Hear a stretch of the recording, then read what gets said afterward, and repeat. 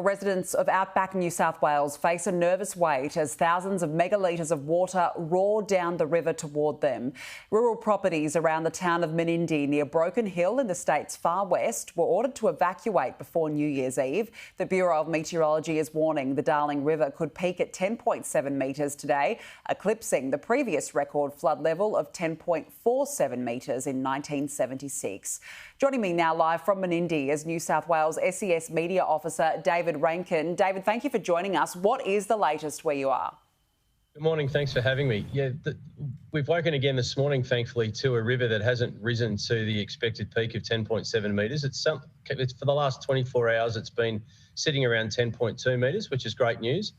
There is an enormous amount of water, as you rightly pointed out, coming down. There's 75,000 megalitres. So for your viewers, that would fill Sydney Harbour in about 5 days, currently coming through the community of Menindee along the Darling River. So an enormous amount of water. We have seen some evacuations in the community here with people who have been affected by overflow flooding at that 10.2 metres.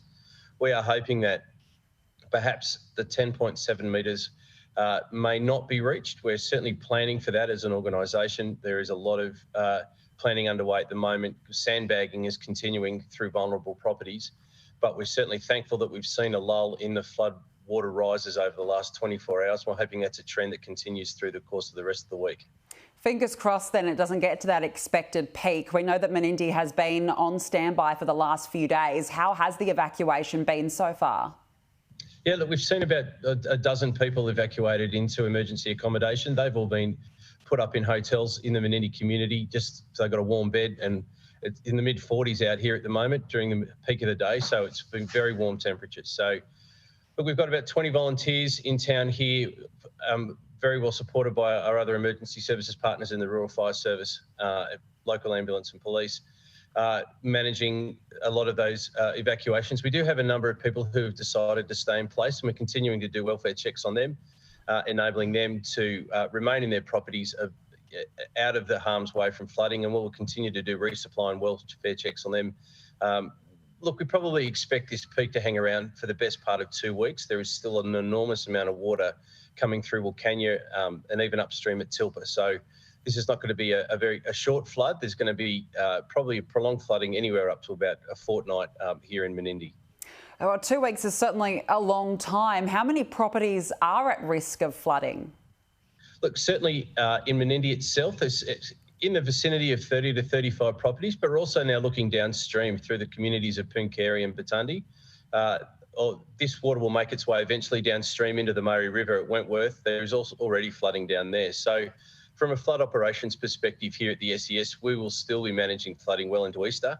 The flood water does move very slowly through these communities. And we want to thank all our volunteers who've given up their festive season to come out and help the Menindee community. It's been an all-hands-to-the-wheel approach out here at Menindee at the moment. Yeah, it's really good to hear. What would be your message to people in the area? Look, it is a long weekend. It is the festive season. A lot of people typically use this route to travel from Sydney to Adelaide. We just want to put a warning out to sightseers who may be travelling home or travelling through the community. Be very aware that the roads are shut. The flooding has affected a lot of the local roads around here. Very few of them are sealed. They're dirt roads. So the one thing we don't want to see our volunteers is taking the efforts away from the Menindee community to rescue people in floodwater. So we're just asking people to make very sensible decisions on the road. We want to see everyone get home safely and allow our volunteers to do the great work they're doing in the Menindee community at the moment. Absolutely. Well, fingers crossed it doesn't peak as planned. David Rankine, thank you so much for joining us.